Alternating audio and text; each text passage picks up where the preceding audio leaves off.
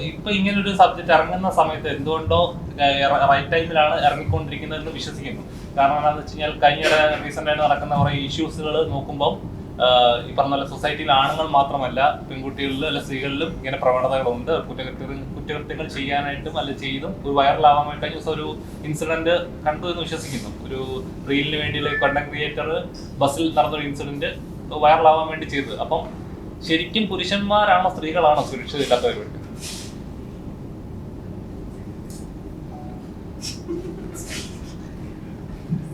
പുരുഷന്മാരും സുരക്ഷിതരല്ലാന്ന് പറയാൻ പറ്റില്ല. അതെ, ഏത് തരത്തിലാണോ വ്യക്തമാവപ്പെടുന്നത് അവിടെയാണ് പ്രശ്നം ഉണ്ടാവുന്നത്. അങ്ങനെ നോക്കുമ്പോൾ പുരുഷന്മാർ മാത്രം നല്ലതാണെന്ന് പറയുന്നു, സ്ത്രീകൾ മാത്രം നല്ലതാണെന്ന് പറയാനും പറ്റില്ല. ചില കേസസ് ഉണ്ട്, സ്ത്രീകൾ പ്രതികളായി വരുന്ന കേസസ് ഉണ്ട്. നമ്മള് കൂടത്തായി കേസുണ്ട്, അങ്ങനെ അല്ലെങ്കിൽ കുറെ അതുപോലെ റെഫറൻസ് എടുത്ത് നോക്കുകയാണെങ്കിൽ ഇഷ്ടംപോലെ അങ്ങനെയുള്ള കേസുകളുണ്ട്. അപ്പം അതിലും ഈ പറയുന്ന സ്ത്രീകളും പുരുഷന്മാരും ഒരേപോലെ ഈ നാട്ടിൽ കുറ്റകൃത്യങ്ങൾ ചെയ്യാൻ പ്രാപ്തരാണ് എന്നുള്ളത് ഉണ്ട്. അതിനകത്ത് ഇപ്പൊ ഇവരാണോ നല്ലത് അവരാണോ നല്ലത് ആരാണോ സേഫ് എന്നൊക്കെ ചോദിച്ചു കഴിഞ്ഞാൽ അറിയില്ല. രണ്ടുപേരും ആരും സേഫ് അല്ലെന്ന് പറയും. ശരിക്കും സിസ്റ്റത്തിന്റെ ഒരു ചായ്വ് ചിലപ്പോൾ പല വിക്ടിമൈസ് ചെയ്യപ്പെടുക, അല്ലെങ്കിൽ വിക്ടിമിന്റെ ഹൈഡും ശരിക്കും അങ്ങനെ ഒരു സിസ്റ്റം ഉള്ളതാണ്. പക്ഷെ ഇത് രണ്ടു വശത്തും ഉണ്ടാവേണ്ടതല്ലേ? ഒരു ആണായാലും പെണ്ണായാലും ഒരേപോലെ തന്നെ അത് കൺസിഡർ ചെയ്യപ്പെടേണ്ടതല്ലേ? ഒരാണിനൊരു നിയമം പെണ്ണിനൊരു നിയമം അങ്ങനെയല്ലല്ലോ. അപ്പൊ പറയുന്ന പോലെ ഒരു ഇഷ്യൂ ഉണ്ടാകുമ്പോൾ ഒരാളുടെ ആദ്യം ഉണ്ടായപ്പോ എതിരെ നിൽക്കുന്ന ആളുടെ മാനസികാവസ്ഥ എന്താണെന്നോ അല്ല അയാളുടെ പേര് അയാളുടെ കുടുംബം എന്തായിത്തീരുമെന്നോ അറിയത്തില്ല. പിന്നീടാണ് ഈ തെറ്റൊന്നും ഇല്ല എന്നറിയുന്നത്. പക്ഷെ അത്രയും നാളും അനുഭവിച്ചിരുന്ന അയാളുടെ ഫ്രസ്ട്രേഷൻ, അയാളുടെ മാനസിക വിഷമം, അയാളുടെ കുടുംബം ഫേസ് ചെയ്യുന്ന കാര്യങ്ങൾ അതൊന്നും ആൾക്കാർ അറിയുന്നില്ല. അപ്പം ശരി, അതേ പെർസ്പെക്റ്റീവ് സ്ത്രീക്ക് ഉണ്ടായിക്കൂടെ? അവരനുഭവിക്കുന്ന കാര്യങ്ങളും ഈ പറയുന്നത് ഒരു സ്ത്രീയാണ് അതിനകത്ത് വ്യക്തിന്നുണ്ടെങ്കിൽ അവർക്കും അതൊക്കെ ഉണ്ടാവാറുണ്ട്. പക്ഷെ അവരുടെ കൂടെ നമ്മൾ നിയമം നിൽക്കുന്നു എന്ന് പറയാൻ പറ്റില്ല. നിയമം എല്ലാവർക്കും വേണ്ടിയിട്ടുള്ളതാണ്. ഐഡന്റിറ്റി എക്സ്പോസ് ആവുന്നില്ലല്ലോ. ഒരു ആണിന്റെ ഐഡന്റിറ്റി എക്സ്പോസ് ആവുന്നു, ഒരു പെൺകുട്ടിയുടെ ഐഡന്റിറ്റി അവിടെ എക്സ്പോസ് ആവുന്നില്ല. അല്ല, ജസ്റ്റ് ഞാൻ ചോദിക്കുക.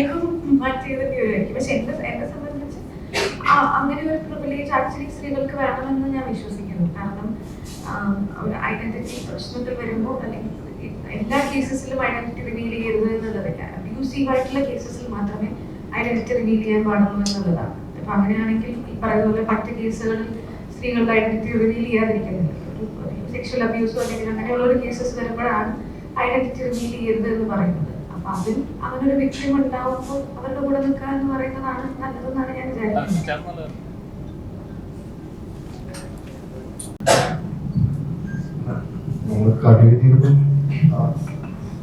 ഇപ്പം നിൽക്കുന്ന ആരാണ് ഏറ്റവും ബെറ്റർ എന്നാണ് തോന്നുന്നത്. ചോയ്സായിട്ട് പോയി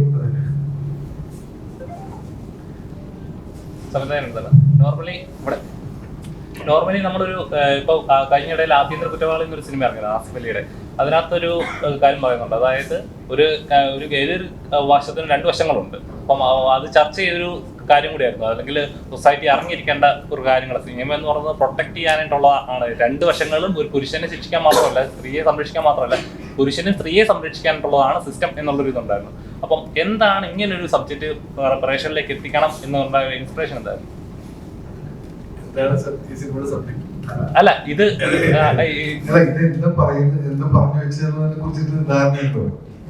സിനിമ കണ്ടിട്ടില്ലല്ലോ.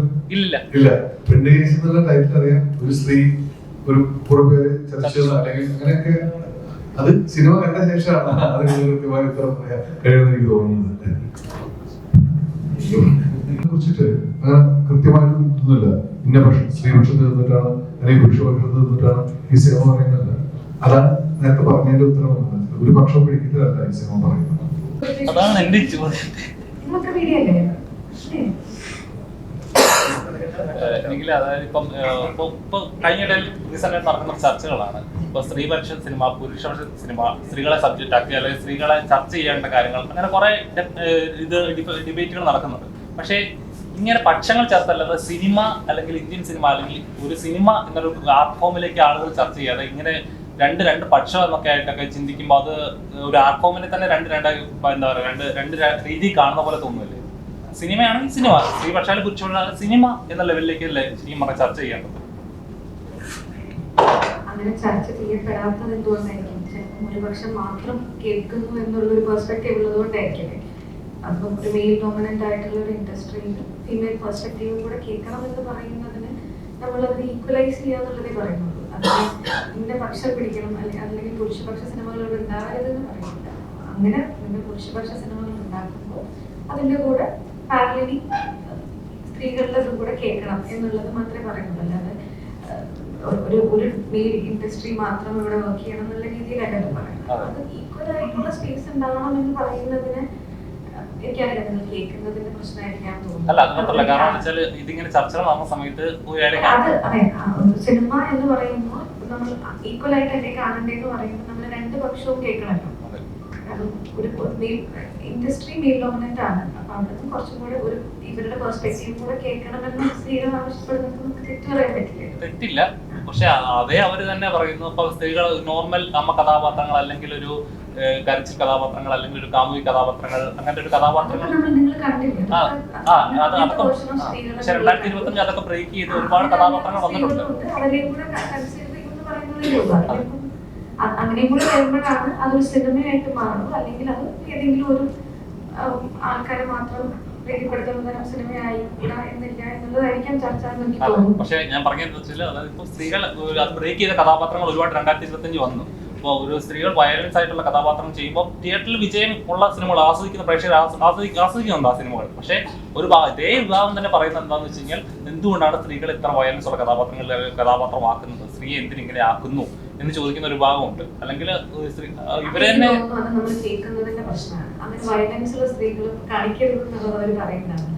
നമ്മളത് ഇൻഫ്ലുവൻസ് ചെയ്യുന്നത് എങ്ങനെയാണ് സൊസൈറ്റിയിൽ എന്നുള്ളതായിരിക്കും കൺസിഡർ ചെയ്യുന്നത് ഞാൻ വിചാരിക്കുന്നു. അങ്ങനെ നോക്കുമ്പോൾ ചില കാര്യങ്ങൾ നമ്മൾ ശ്രദ്ധിക്കേണ്ടതുണ്ടോ എന്നുള്ളത് അത് ഇപ്പോഴും ചർച്ച ചെയ്തുകൊണ്ടിരിക്കുന്ന കാര്യമാണ്. ഒരേ ചട്ടക്കൂട്ടി തന്നെ രണ്ട് വാദങ്ങൾ വരുമ്പോൾ ഉണ്ടാകുന്ന പ്രശ്നങ്ങളുണ്ട്. അതിപ്പോ പുരുഷന്മാരുടെ കാര്യത്തിൽ പറയുന്നില്ലേ, സ്ത്രീകളുടെ കാര്യത്തിൽ മാത്രമല്ല, പുരുഷന്മാരുടെ കഥാപാത്രങ്ങൾ നമ്മൾ ഏത് സിനിമ എടുത്തു കഴിഞ്ഞാലും ഒരു നായകൻ ഉണ്ടാവും, ഒരു നായകൻ ഉണ്ടാവാം. അങ്ങനെ ആയിരിക്കുമല്ലോ മൊത്തം നമ്മൾ സിനിമ കാണുമ്പോൾ കൂടുതൽ ചിലത് സിറ്റുവേഷൻസ് ആയിരിക്കാം, പിന്നെ അല്ലെങ്കിൽ ചിലത് ഒരാളായിരിക്കാം. അപ്പം എല്ലാവർക്കും അങ്ങനെയുള്ള പെർസ്പെക്റ്റീവുകൾ ഉണ്ട് എന്നുള്ളതായിരിക്കും പറയുന്നത്. എനിക്ക് അതിനകത്ത് നമ്മളത് കുറെ വർഷങ്ങളായി ചർച്ച ചെയ്യുകയും അതിനൊരു കൺക്ലൂഷൻ ഇല്ലാതിരിക്കുകയും ചെയ്യുന്ന ഒരു കാര്യമാണ്. എനിക്ക് എത്തിപ്പെടുമായിരിക്കും, കാരണം നമ്മളിപ്പോൾ ഒരുപാട് സിനിമ എന്നുള്ള രീതിയിൽ ഒരുപാട് മാറിയിട്ടുള്ളത് എത്തിപ്പെടുമായിരിക്കും വിശ്വസിക്കുന്നു.